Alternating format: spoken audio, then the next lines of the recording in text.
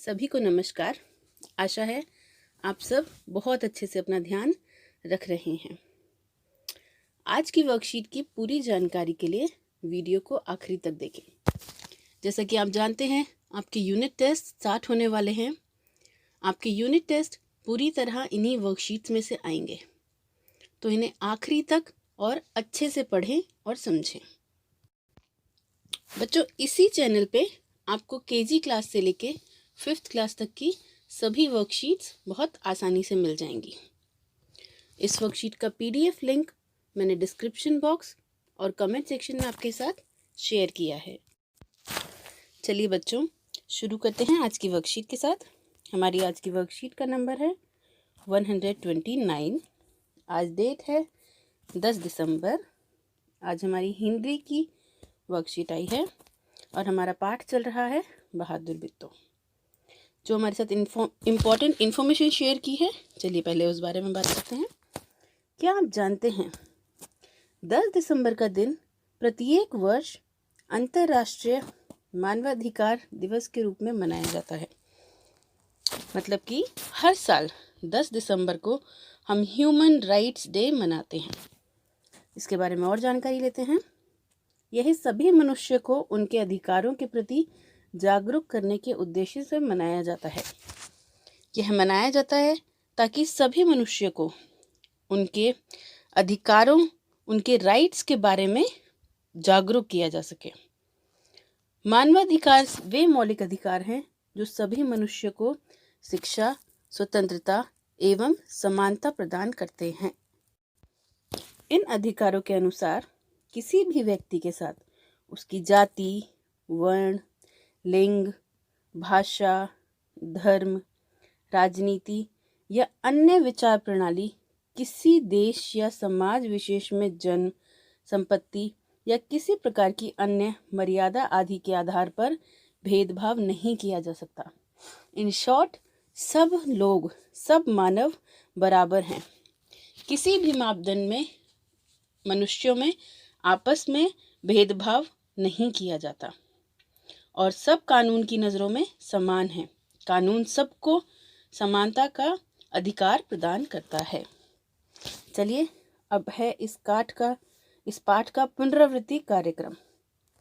प्यारे बच्चों, पाठ बहादुर बिट्टो पढ़ने के बाद बिट्टो की बहादुरी और सूझबूझ ने प्रभावित किया होगा। तो आइए, आगे बढ़ने से पहले एक बार हम जांच लेते हैं कि इस पाठ में हमने क्या क्या सीखा है। चलिए, डिब्बे में से सही शब्द चुनकर दी गई संज्ञा और सर्वनाम शब्दों की तालिका पूरी करते हैं।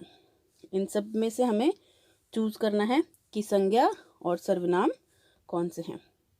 एक बार हम संज्ञा की डेफिनेशन दोबारा कर लेते हैं और सर्वनाम की परिभाषा भी कर लेते हैं। संज्ञा उन शब्दों को कहते हैं जो किसी व्यक्ति, वस्तु, जगह या किसी भाव के नाम होते हैं। सर्वनाम हम उन शब्दों को कहते हैं जो हम संज्ञा शब्दों के स्थान पर प्रयोग करते हैं। चलिए शुरू करते हैं। जैसे यहाँ उन्होंने हमें उदाहरण दिया हुआ है बिट्टो, और सर्वनाम का उदाहरण दिया है मुझे। अगला शब्द है खुशी। ये कहाँ होगा? खुशी एक भाव है, तो ये प्रयोग होगा संज्ञा के लिए। आपका, तो ये हम आपका कहाँ लिखेंगे? सर्वनाम में। किसान, किसान क्या है? एक संज्ञा है।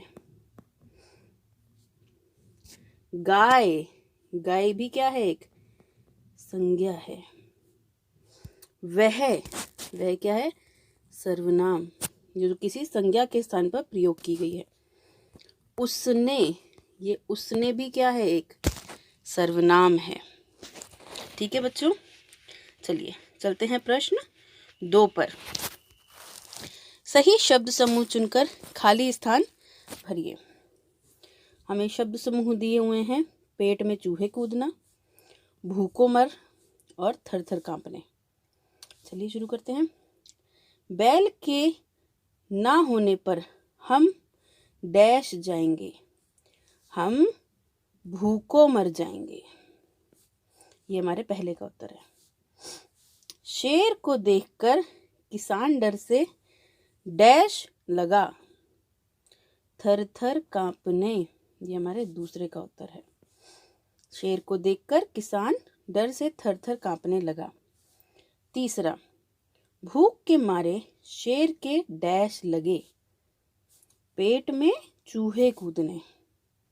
भूख के मारे शेर के पेट में चूहे कूदने लगे। बच्चों, आप भी ऐसे ही कोई वाक्य बना सकते हैं जिनसे आपको मुहावरे मिले और आप उनका वाक्यों में प्रयोग कर सकें। ऐसे छोटे छोटे मुहावरे आप भी ढूंढ सकते हैं जिन्हें हम अपनी डेली लाइफ में यूज़ करते हैं और उनसे वाक्य बना सकते हैं। चलिए चलते हैं प्रश्न नंबर 3 पर। खाली स्थान भरिए। पुल्लिंग और स्त्रीलिंग। ऐसे शब्द जो हमें किसी पुरुष के होने का बोध करवाते हैं वो कहलाते हैं पुल्लिंग, और ऐसे शब्द जो वस्तु के स्त्री होने का बोध करवाते हैं वह करवाते हैं स्त्रीलिंग। तो ये क्या है बताइए? ये है राजा। राजा का अगर हम स्त्रीलिंग में परिवर्तन करेंगे तो क्या हो जाता है? रानी। अगला है मोर। मोर का स्त्रीलिंग में परिवर्तन मोरनी। ठीक है बच्चों। इसके बाद प्रश्न नंबर 4। शेर ने बित्तों को राक्षसी क्यों समझ लिया? आपको ध्यान है वो अपने सर पे कितना भारी बड़ा पगड़ लेकर एक आई थी। उसको देखकर शेर डर गया और उसको लगा ये कोई राक्षसी है। और जिस तरह वो घोड़े पर दौड़ रही थी और जिस तरह वो आवाज़ निकाल रही थी, शेर को लगा वो कोई राक्षसी है। प्रश्न नंबर 5। बच्चों, क्या आप बता सकते हैं कि पाठ में शेर ने अपनी पूंछ को भेड़िए की पूंछ से क्यों बांधा था? क्योंकि शेर को डर था कि कहीं वो किसान के जाल में दोबारा फंस ना जाए, और उसको डर था कि किसान उसको खा ना जाए। इसीलिए भेड़िए ने उसको सलाह दी कि अगर तुम्हें डर लग रहा है तो तुम अपनी पूंछ और मेरी पूंछ को आपस में बांध लो। अब है पेरेंट्स के लिए सुझाव। आपको बच्चों के साथ अपना ऐसा कोई एक्सपीरियंस शेयर करना है जिसमें आपने अपनी सूझबूझ से किसी विकट समस्या का हल निकाला हो। आप बच्चों को पूरी सिचुएशन बताएंगे, समझाएंगे और कैसे आप उस सिचुएशन से निकले, कैसे आपने उस परेशानी का हल निकाला अपनी समझदारी से। आप बच्चों के साथ ये शेयर करेंगे। चलिए, अब है हमारा कोविड-19 के दौरान अपेक्षित व्यवहार। हमें अपने हाथों को साबुन व पानी से नियमित रूप से धोना है ताकि हमारे हाथ कीटाणु मुक्त हो सके। बच्चों, ऐसी ही नॉलेजेबल और इन्फॉर्मेटिव वीडियोस के लिए इस चैनल को लाइक करें, शेयर करें, सब्सक्राइब करें। अपना ध्यान रखें एवं सुरक्षित रहें। धन्यवाद।